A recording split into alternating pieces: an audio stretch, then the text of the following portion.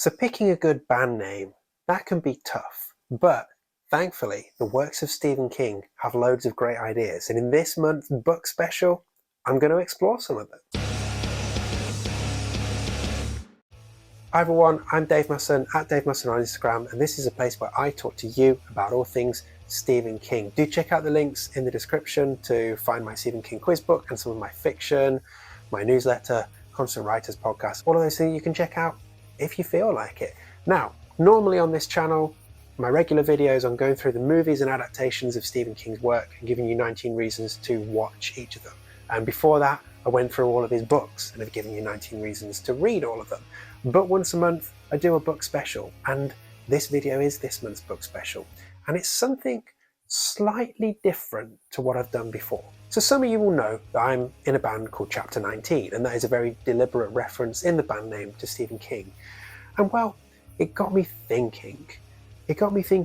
What other possible Stephen King band names might be out there? And that's what I've done with this special. What we're going to do over the course of this video, I've come up with 19 band names taken from Stephen King stories. And not only that, I've come up with possible album titles for those bands to release their fictional albums. And my plan really is to go through these 19 band names I've come up with their album titles, and explain like what sort of genre I expect this band to be in, and just kind of have a bit of fun with it really. So it's going to be totally spoiler free. We're just going to go through these possible Stephen King band names. Let me know what you think of them. Let me know if you've got any ideas for Stephen King inspired band names. I would absolutely love to hear them. And if you want more King and music, then do check out my previous special about Stephen King and music. That's where I run through a list of real songs by real bands that are inspired by Stephen King's works. There's a playlist to go with it, so do check that out. I'll put the link in the description and I'll put it up top as well. So if you're into King and music, that one's definitely one for you.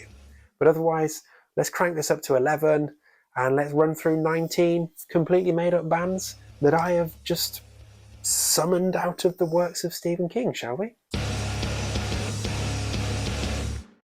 Okay, first band I present for you is a pop punk band. They are called the Firestarters, and their big album is Lot 6. Being a pop punk band, that Lot 6 is probably Parking Lot 6, where they've played on their Warped Tour or whatever version of their summer tour is right now. And yes, they'll probably be a problematic member of the band at some point that will cause them to break up, or at least change bass player. It's usually the bass player. But yeah, there we go. A pop punk band called the Firestarters. Perhaps they've got someone in the band called Charlie McGee. Perhaps they're going to talk about the shop. Perhaps they're going to have some cool pyro on stage. I don't know. But yeah, the Firestarters and Lot 6. That's number one. So number two, we've got the band, the Boulder Free Zone Committee, and their big album is called Meeting Notes.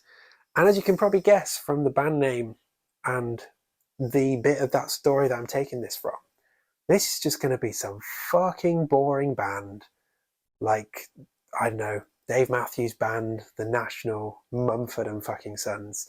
That kind of just boring shit, full of unnecessary instruments, a band made up of people with enough money to put themselves in a position where they get famous without having the artistic merit to actually be there. The kind of band that columnists in broadsheets will talk about like they're the next coming, when actually they're just shit. Yeah, there we go. The Boulder Free Zone Committee, Meeting Notes. That is the next big thing for those chin-scratching wankers. Okay, next up. Taken inspiration from my most very recent video where we were covering Thinner, we've got Billy and the Boys and their album, The Cursed Cover-Up. And I think for me, this is like a goth synthwave project, leaning into the cursed stuff. But perhaps the Billy and the Boys suggests a bit of a 50s vibe to me, so perhaps there's like a crossover here. They're dressed as greasers from the 50s, but it's all sort of gothy synthwave. I'd be interested to see. I don't think I'd like it that much. I think my friend Chris would like it more. So there you go.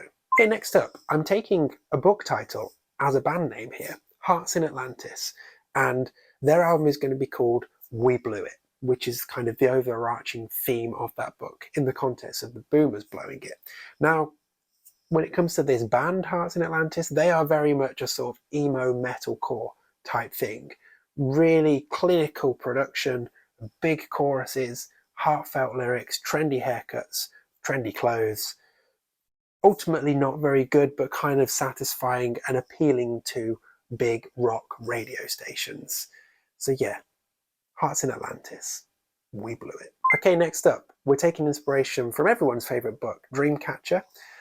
We've got the band name Mr. Grey and the Shitweasels and their album. Well, it's probably going to be an EP actually, because these are definitely an old school punk band, but their release is called SSDD. Same shit, different day, in case you didn't know. So yeah, Mr. Grey and the Shitweasels, SSDD. They're just going to be crusty, dirty, nasty, just fun, proper old school punk. Not the pop punk like the Firestarters, proper old school punk. Mohawks, not washing, all of that kind of stuff. Okay, next up. I'm picturing a sort of surfer singer-songwriter dude like Jack Johnson, Paolo Nutini, that kind of stuff. And in this world, he is going to be called The One-Armed Artist. And his album is going to be called Hey Muchacho. Yes, we're taking inspiration from Doo McKee and Wireman here, but I think Hey Muchacho works for a sort of surfer dude, singer-songwriter, ukulele type album. I could see that happening. And yeah, The One-Armed Artist. Maybe he does have one arm. I mean, that would make it difficult to play ukulele. I don't know. We can work out the details of that, but it's a cool name, right? So next up, we've got a mysterious artist for you, known only as The Dark Man. And The Dark Man's big album is going to be called The Bazaar of Bad Dreams. And this is essentially Nick Cave's new project. It can be dark, it can be weird, discordant piano stuff, atmosphere, deep booming spoken lyrics, songs about murder, that kind of thing. And hey, if he wants to do a follow-up, maybe he'll call it The Creep Show. I don't know. But yeah, The Dark Man and The Bazaar of Bad Dreams. Look for it on Spotify now. Or don't, because I've made it up. Okay, next up. Here's one for all of you fans of blue-collar, working-class, heartland rock and roll. I present to you the next Bruce Springsteen. It's Billy Summers and his magnificent album, You Miss All the Shots You Don't Take. I mean, yes, taking inspiration from Billy Summers and him being a hitman, I just couldn't resist that combination. Good album title for that particular character or person. I don't think I'd want to listen to him. I don't like Springsteen myself, not for me, but I'm sure plenty of you would. Okay, next up, we're taking inspiration from a story that at the time of recording hasn't even been released yet, but I've got a new metal band for you. They're called Rattlesnakes, and their album is called Bite Worse Than the Bark. Obviously, we're taking inspiration from Cujo here. Rattlesnakes is the short story in You Like It Darker that's going to be the sequel to Cujo, and I had to get a new metal band in there. And this one about a rabid dog just seemed to work. I'm expecting big groovy riffs, baggy jeans, spiky hair, the works. Yeah, I'm going to like it, basically. Okay, we've got another solo artist for you here, and this person is taking the stage name of Leland Gaunt, and they're putting themselves out there with an album called I Know What You Need, which obviously references another King story, but also captures the essence of Needful Things and Leland Gaunt, which is where that name comes from. And while that one could be creepy, for someone who doesn't know who Leland Gaunt is, that just sounds like maybe an old man. So actually this person is going to be like a Rat Pack style crooner, doing these big swingy soulful songs. And well, I Know What You Need, he thinks that you need just some big songs to enjoy. He'll probably do a Christmas album as well. Maybe I Know What You Need gift wrapped, or I Know What You Want for Christmas. That kind of stuff. You get the idea. Next up, I present to you a band called 58 Fury and their album Red, White and Dead. Now, I'm picturing this as a sort of old school hardcore band, lots of beatdowns, lots of random moments of arms swinging around in the crowd where you don't really know what's going on, but you have to just get out of the way because otherwise you might lose some teeth. Not particularly inspiring music, not particularly original music, but kind of fun while you're in the moment, like most hardcore bands. Next up, I present to you The Breathing Method and their album Tales from the Club, because The Breathing Method is a story told in the club, but in this instance, The Breathing Method, Tales from the Club. It's a pretty bad album name, isn't it? And that's because they are a bad boy band. Next up, I present to you the Barons with their album Lucky 7, obviously taking inspiration from it. And this time it's a bad girl band, potentially a bad girl band, none of who can have children. Maybe that's taking it a step too far.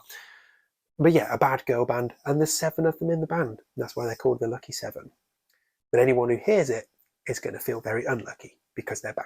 Right next then, this one, imagine this in capital letters, possibly even with a full stop after each letter, but the artist is going to be called Trash in capital letters, and the album is My Life for You. And this is like a Stormzy style, big, aggressive, bouncy, just full-on rap type thing. Obviously taking inspiration from The Stand, Trash Can Man, My Life for You. But yeah, I just like that trash in capital letters. I think that works. And I think there's a lot of cool imagery that person could really buy into in terms of their on-stage presence, their videos, their photos, that kind of stuff. But yeah, Trash, My Life for You. Maybe even For You. Why not? Okay, next up, another genre that I'm not going to listen to, but an interesting name nonetheless. So I present to you The Revivalist and their album Into the Null. They're obviously taken from Revival. I'm picturing this to be some sort of DJ type offering. You know, the kind of act where going to watch them play live is some nerdy person comes out on stage, pushes play on a laptop, and just sort of stands with their headphones going like this. Yeah, that's The Revivalist, and that's Into the Null. Like I say, I'm not going to enjoy it, but I want to throw it out because I think it works. Next up, I present to you Phoners and their album The Pulse. Obviously taken from Cell. This one, the way I see it, it's basically some sort of K-pop thing that largely gets completely lost in translation, but has some sort of viral TikTok dance that gives them at least one big hit. Probably the title track, The Pulse. So ring, ring, ring, ring. Let's do a dance and not be a zombie. I'll leave them to work it out. But there you go, the Phoners and The Pulse. So next up, we've got the album Survivors by the group Sisters of the Eclipse. I mean, yeah, basically it's the new Destiny's Child. Taken inspiration from Dolores Claiborne and Gerald's Game. But yeah, Sisters of the Eclipse, I think that's a pretty cool name.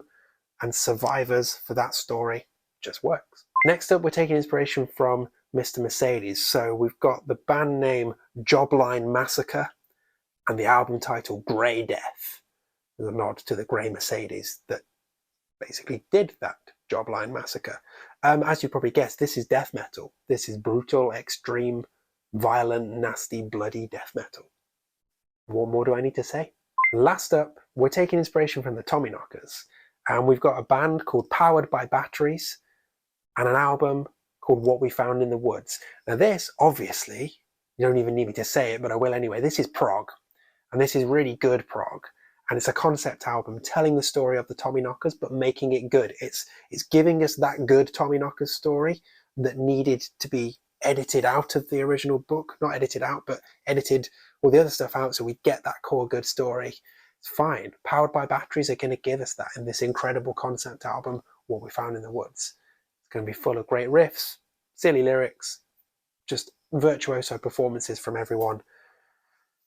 Going to be great. Okay, there we go. 19 suggestions of Stephen King inspired band names and the albums that they're going to put out.